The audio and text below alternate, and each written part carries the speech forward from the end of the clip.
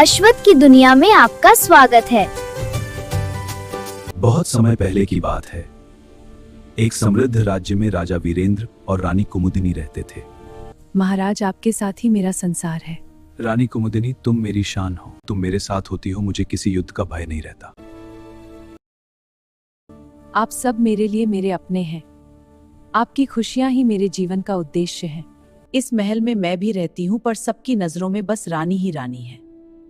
कितना अच्छा होता अगर मैं खुद रानी बन जाती। ये सारा महल, ये सारी शान सब मेरा होता। मुझे शक्ति चाहिए, ऐसी शक्ति जिससे मैं इस महल की रानी बन सकूं। अब समय आ गया है। मुझे कोई कीमत मंजूर है, बस मुझे रानी बनना है। अलविदा रानी।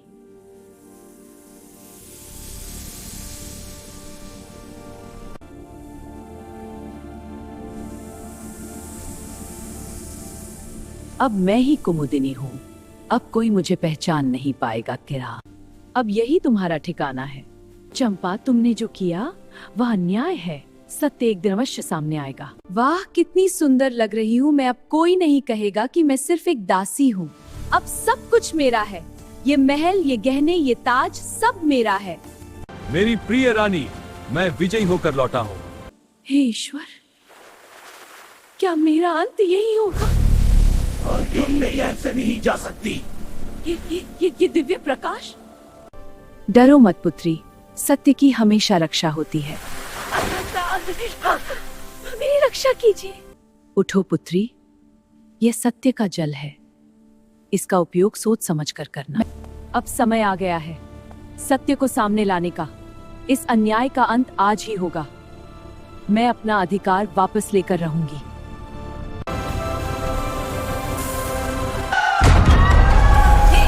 ये कैसे संभव है?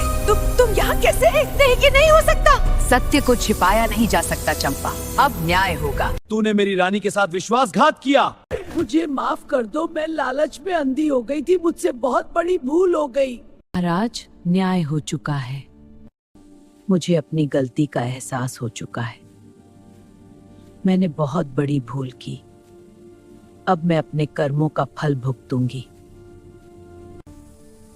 जहाँ सत्य और प्रेम है, वहाँ बुराई कभी जीत नहीं सकती। सत्य और प्रेम का मार्ग हमेशा विजयी होता है।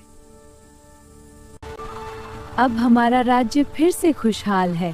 सच्चाई, न्याय की राह पर ही स्थिरता और शांति बनी रहती है। लालच और धोखा कभी टिक नहीं सकता। ऐसी और जादुई मजेदार कहानी देखने के लिए हमारे चैनल को सब्सक्राइब करें।